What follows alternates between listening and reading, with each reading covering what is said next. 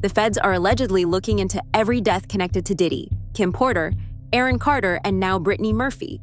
Britney Murphy's death from pneumonia in 2009, followed by her husband's death from the same disease just 5 months later, wasn't just an unfortunate coincidence. Allegedly, it was all part of a plan designed to get rid of people who might have dirt on Diddy. As we peel back the layers of all these seemingly accidental deaths, one word keeps coming back up: pneumonia. How is that every time a celebrity decides to step away from Diddy, they end up passing away from pneumonia? She was an actress with big potential. Then Brittany Murphy died young. Well, now a new HBO Max documentary is looking into the star's troubled final years. It's your first look at the blockbuster documentary that reveals new chilling information about the mysterious death of actress Brittany Murphy. I met this guy who's so totally amazing. The former It Girl, known for the films Clueless, 8 Mile, and for dating Ashton Kutcher, died in her home at age 32. Media and paparazzi surrounded the home that she shared with her husband, Simon Monjack. I'm a happy type person. I smile a lot. She's a Scorpio. What else do you need to know? I'm a double Scorpio. Double Scorpio. She evidently collapsed in the bathroom. Brittany Murphy was allegedly dating Ashton Kutcher while Ashton was still married to Demi Moore. Ashton even told Diddy about this and how he was worried about getting caught. At the time, Brittany had just finished filming Just Married with Ashton, and this is when Ashton introduced her to Diddy. For the next few years, Ashton and Brittany would allegedly date in secret, and it was only in 2005 that this affair ended. 2 years later, Brittany married her husband Simon, who was lucky it would have been a scam artist. Around this same time, Diddy started dating Cassie. Then in 2009, a few weeks after Diddy's 40th birthday party, Brittany allegedly died of pneumonia. I've never seen a case where a young wife dies and 5 months later, a youngish husband dies, basically from the same underlying factors. Not only the same underlying factors, but even the couple's final hours alive are eerily similar.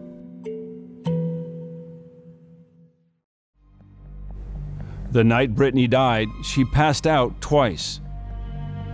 Eventually, I got to the point where she had told her mother, Sharon, "Mommy, I'm dying, I'm going to die."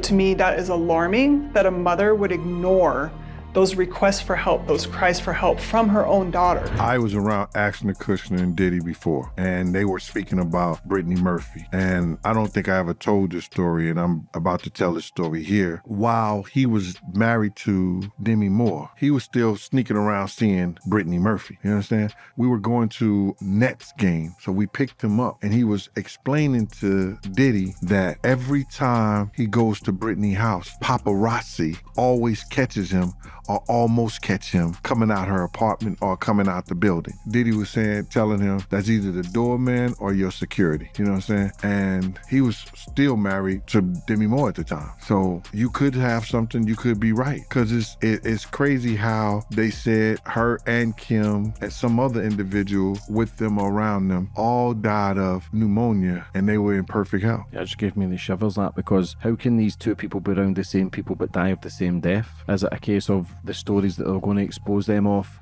they become a threat? Now to the latest Hollywood mystery. The husband of actress Brittany Murphy has been found dead just 5 months after her own passing. CBS News correspondent Michelle Miller has the details. Good morning. Good morning, Harry. Well, some would say that Simon Monjack was best known simply for being married to Brittany Murphy. Now he has followed her into death in an eerily similar way. It was a marriage between a fading young star and an unknown screenwriter with a checkered past. Now, just 5 months after Brittany Murphy's tragic death from pneumonia and drug intoxication, her husband, Simon Monjack, has also died. The 39-year-old was found unconscious Sunday night in the same Hollywood Hills home where Murphy had gone into cardiac arrest December 20th. Ironically, Brittany Murphy's mother, Sharon, discovered the bodies of both her daughter and her son-in-law. A neighbor described the scene the night Murphy died. They were putting tubes in her throat and trying to resuscitate her with paddles, and then her husband was here just wandering around and in his pajama bottoms, just looking completely dazed and shocked. 5 months after Brittany's death, her husband died from the exact same symptoms, and no investigation was ever conducted. Keep in mind that these symptoms match what Kim Porter died with. Toxicology reports from the autopsy of Brittany Murphy showed that at the time of her death, Brittany Murphy had high levels of toxins and heavy metals in her blood. Even her father thinks that she was poisoned. Who actually passed away before Kim Porter's second autopsy report was finished. Ed Winters worked on people like Paul Walker, Tom Petty, Brittany Murphy, and Michael Jackson. And then I found out even something more crazy. So do you guys remember Harley Pasternak, the trainer that was CIA that Kanye talked about trying to off him and other celebrities like Aaron Carter? Harley Pasternak followed me to the hotel. The nigga carried Aaron Carter, and now they acting like they won't clear the Backstreet Boys sample. You get what I'm saying? Harley Pasternak, Pusha, your trainer. Harley Pasternak, Jay-Z. Harley Pasternak worked with Brittany Murphy before she passed away. Harley Pasternak claimed that Brittany Murphy's husband hired him to work with Brittany, but when she came into his gym, he was sure that she was under the influence of something. Yeah, right. And what makes everything even worse is the fact that Brittany Murphy dated Ashton Kutcher around the same time that he was best friends with Diddy. And it's been alleged for years that before Brittany Murphy passed away, she was getting ready to expose SA that was happening in Hollywood. And we know even though Ashton Kutcher was friends with Diddy, he worked at an organization for these SA child and women victims. That was up until 2023, until Ashton Kutcher decided to resign from Thorne because he sent a letter in support of Danny Masterson, basically discrediting all of his victims and saying how much of a great guy he was. So a man for years that sat on a board trying to help women and children, that was also friends with another, and also friends with someone like Diddy, was dating Brittany Murphy, and she was allegedly getting ready to expose the industry in some things that she knew. And Harley Pasternak just so happened to be around her right before she passed away. Nah. The autopsy report concluded that Brittany Murphy died from pneumonia and severe anemia. If Brittany had severe anemia, then why didn't she go to the hospital? Severe anemia causes intense breathing issues and no one dies from it suddenly. Before her death, Brittany told her mom that she was going to die. Why didn't her mom take her to the hospital or call 911? Fire Department 97, what's the address of the emergency? 1895 Rising Glen Road. What's the phone number you're calling from? Tell me exactly what happened. Oh, somebody's passed out. Somebody what? My daughter's passed out. We're doing mouth to mouth. Please get here quick, please. Okay. All right, we're going to. How old is your daughter? She's 30. Please hurry. She's 30? Okay, she's with you now? Yes, there's someone coming. Yeah, ma'am. You don't have to yell. We're going to send somebody out there, okay? Is she awake? Please, no. Is she breathing? No. Okay, so somebody's doing mouth to mouth? Yes. Okay. All right. Ma'am, did somebody see what happened? No. Okay, listen to me carefully. Is there a defibrillator available? Is there a defibrillator available? Defibrillator, do we, honey? No. Okay, listen to me carefully. We're on our way. I'm going to give you instructions. Are you right by her now? Yes. Are you right by her now? Everyone who speaks out against Diddy meets an unfortunate and untimely end. In an episode of Piers Morgan, celebrity bodyguard Big Homie CC said that he too was threatened for speaking out against Diddy. And it's not a coincidence that Kim Porter and Brittany Murphy passed away from pneumonia. Horrible things are happening behind the scenes. I need to know, do you think that Diddy killed Kim Porter? Absolutely. Why?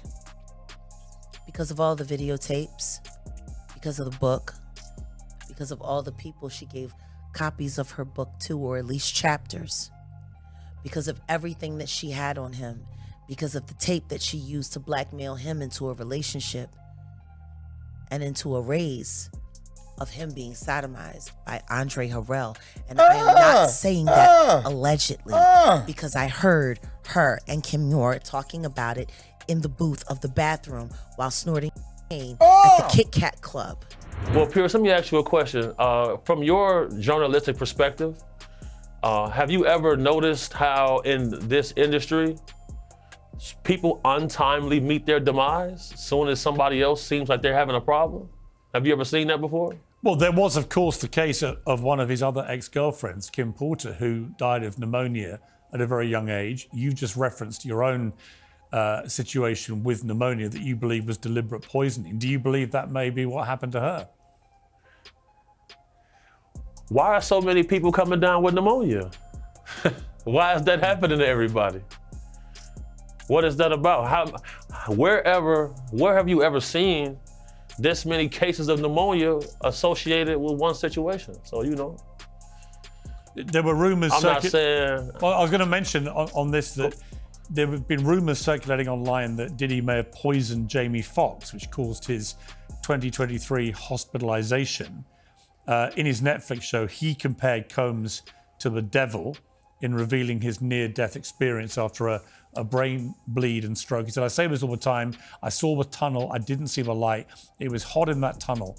I thought, shit, have I gone to the wrong place? I looked up the end of the tunnel and I thought I saw the devil saying, come on. Or was that Puffy? If Kim Porter and Britney Murphy really had pneumonia, then why didn't doctors find anything when they went for checkups before their deaths? Just a week before her death, Kim was checked out by some of the best doctors in the country, and in her autopsy report, it is noted that they found nothing. How did Kim go from being completely fine to dying from something as serious as pneumonia in less than a week?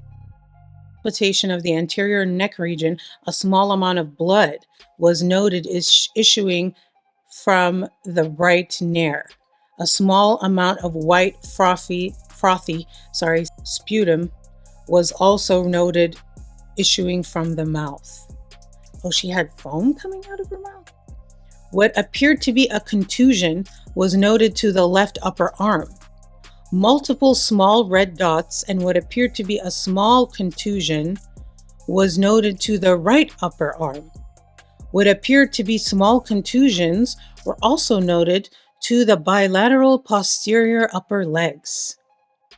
Piercings were noted to the bilateral ears, implants were noted to the bilateral breasts, a vertical line of discoloration was noted extending from the upper abdomen to the groin region, the back was unremarkable, no other scars, marks, or apparent signs of trauma were noted. Rigor was noted to be a 3 throughout the body, lividity was fixed and appeared to be consistent with the decedent's position upon my arrival. Identification, decedent was positively identified as Kimberly Antoinette Porter. Next of kin, they notified the son and other family members. Decedent was not married. I spoke with Detective Patike at the scene and he confirmed this information. Organ tissue procurement was not addressed with the family, and autopsy notification, it says no exam notification was requested. According to Terrence Howard, the people who come after you in Hollywood do it from the shadows. They follow you, poison you, and plan your downfall without ever stepping in front of you. What we're seeing here isn't a coincidence. It's a carefully executed plan to get rid of obstacles. Listen, before y'all talk about me, y'all need to talk to me. You see, once upon a time, if a man questioned another man's honor, he didn't do it from the shadows. He had to do it out in the open, with his name, his chest out, and his chin high. Not hiding behind a keyboard or tucked behind editing clips of fair use disclaimers. You see, citing Section 107 of the Copyright Act does not give you free rein to defame, misrepresent, or harm others' reputation. Fair use is not a shield for character assassination. So here's the simple truth. If you take my words, my image, my ideas, and twist them to feed your fear and inflate your ego, if you profit off of my name while calling me a liar, then be prepared to stand behind your accusations. Because in the old world, men didn't hide behind anything. When they spoke against someone, they had to speak it with their whole being. And if you're going to speak against me, then use the same courage that it took for me to say those truths. Hollywood forces actors and performers to use drugs and take part in freak-offs. Couch culture is just as rampant today as it was back in the Harvey Weinstein era. If these actors try to speak up, they're discredited and painted as crazy. Britney Murphy's career was drying up before her death, and after Sin City in 2005, she couldn't land any major roles. Why was this? Why did producers not want to hire her anymore? Was it because she didn't agree to any couch castings? You got to take drugs. You're going through so much shit to try and deal with life. You are literally, it's an unhealthy space.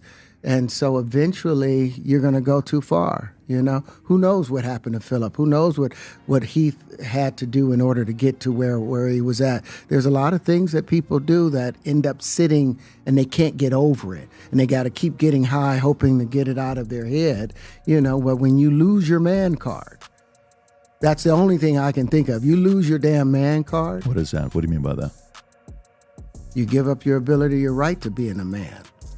A man don't take it, a man gives it.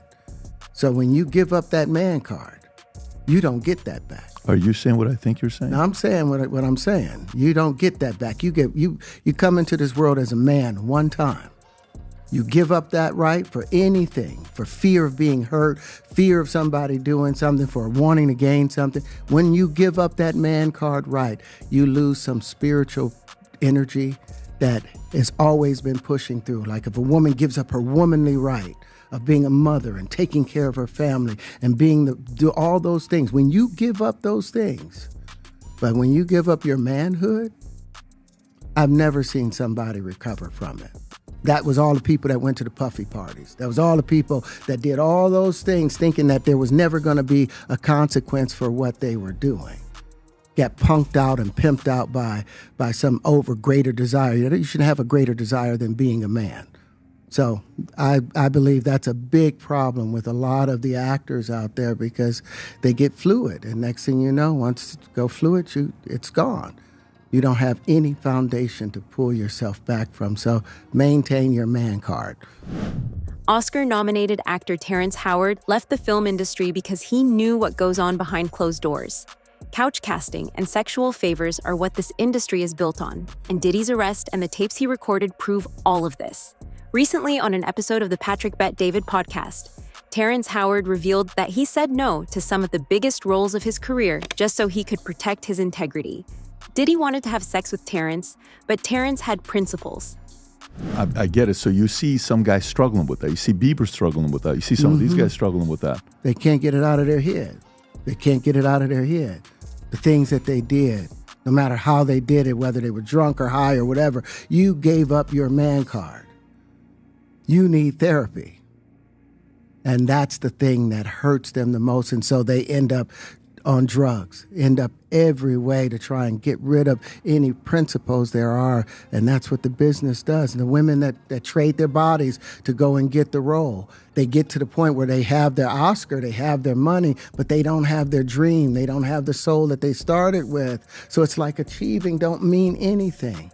If I get all the Nobel Prizes from doing all of this, but in the process I have to trade out all of my integrity to do it so that they can stay in place, what benefit is that if I lose my integrity? You got to go in as a principal. And what we were brought in here as men. We produce 1,500 sperm per heartbeat for a reason, because the aggression is necessary. You don't trade that in, no matter what. None of the investigations into the deaths of Kim Porter or Britney Murphy ever revealed anything because somehow every time evidence against Diddy is discovered, the police accidentally lose it. Fingerprints were collected from Kid Cudi's car linking Diddy to arson, but these fingerprints were allegedly destroyed in an accident.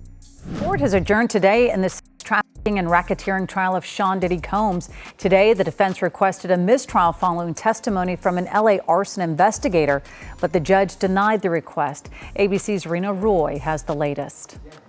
A mistrial request denied in the federal criminal trial of Sean Diddy Combs. His defense team accusing the government of prosecutorial misconduct during the testimony of a Los Angeles arson investigator who spoke about fingerprints that were lifted from the front door of rapper Kid Cudi's home as part of an investigation into a break-in there in 2011. The investigator testifying that those fingerprints were destroyed, and when prosecutors asked the investigator if that was unusual, the defense accused them of trying to plant the idea that Combs was responsible. The overall implication, according to the defense, is that somehow Sean Combs created that disappearance. The defense moved for a mistrial, and they moved for it because what they said is it's unduly prejudiced, because this is the whole theory of what the prosecution is putting forth, is that he has this control and can make these investigations disappear. Instead, the judge judge striking that part of the testimony, telling jurors to disregard it. Right before, the jury heard from a police officer who responded to that break-in, testifying that he saw a black Escalade leaving the scene with plates registered to Combs' company Bad Boy Productions. The arson investigator also testifying about another incident at Kid Cudi's home in 2012 when his Porsche was set on fire. He testified about the smoke and fire damage in these photos that were shown to the jury and said he determined the fire was targeted and started with a Molotov cocktail. Kid Cudi last week testified he believed Combs was responsible for both incidents after finding out he was dating Cassie Ventura. This case is the first time in decades that actual evidence against Diddy has been collected and presented in court. Photos of Diddy's room on the day of his arrest show that the Freakoffs were still going on even after the raids on his Miami mansion.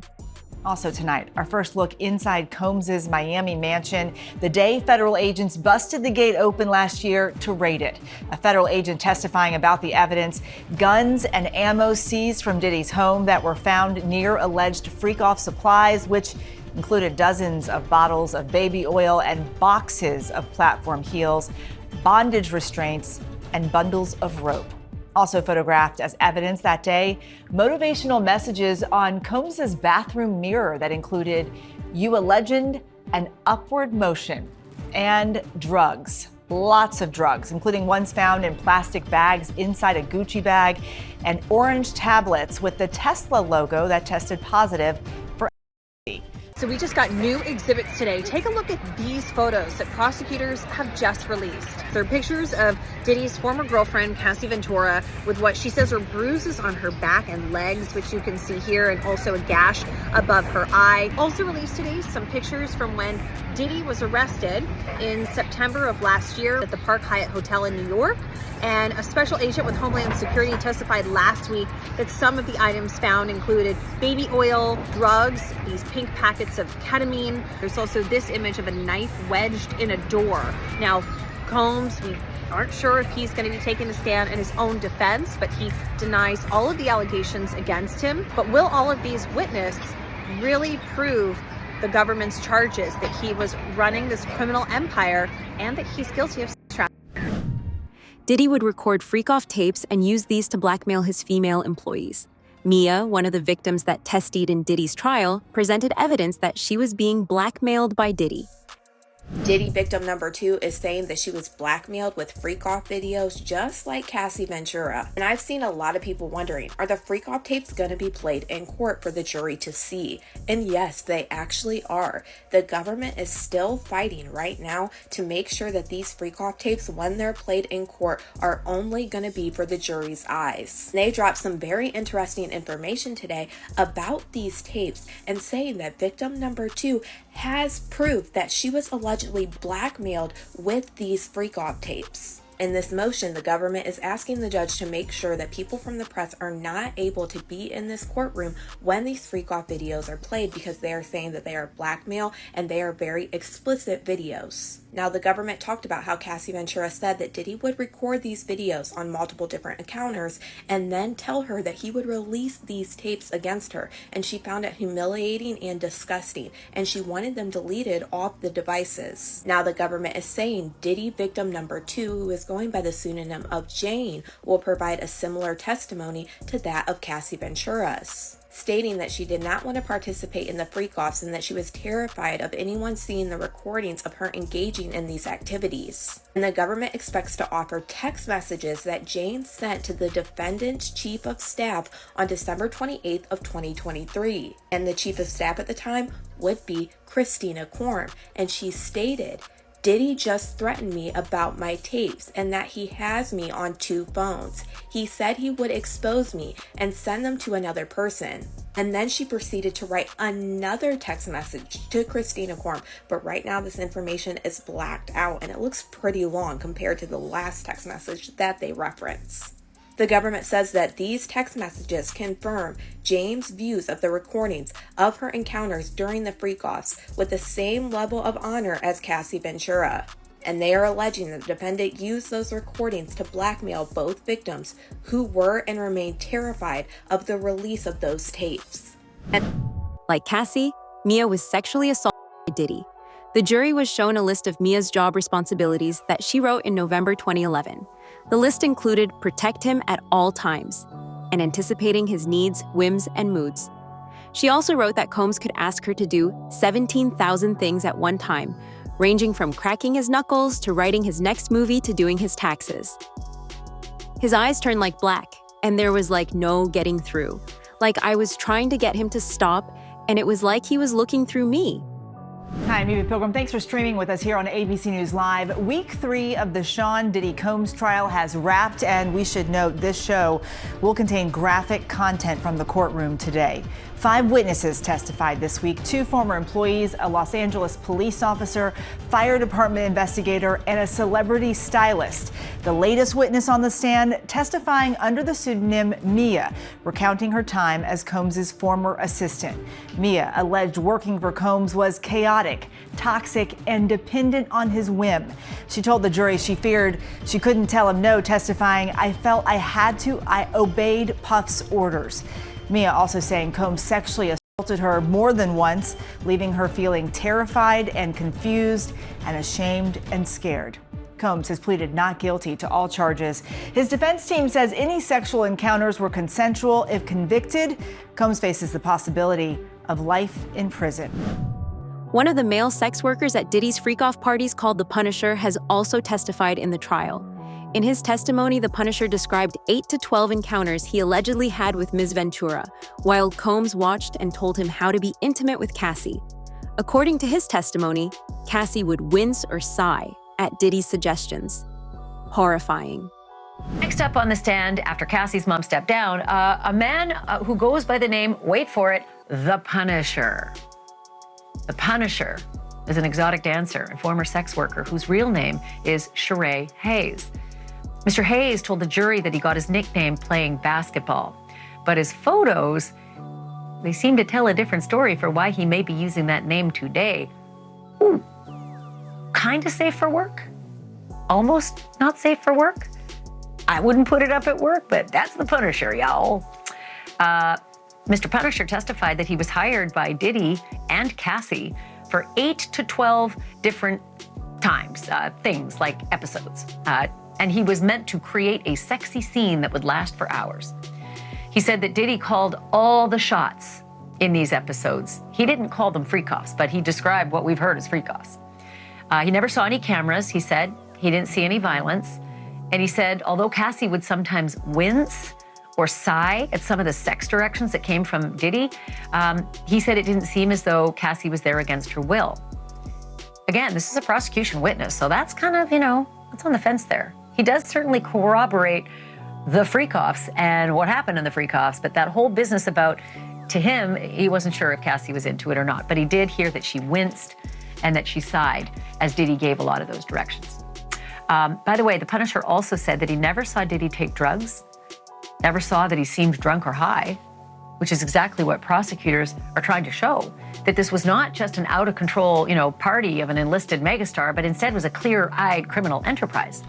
The couch castings, the freak-offs, the cover-ups, it's all part of a system built to protect predators and destroy anyone who steps out of line.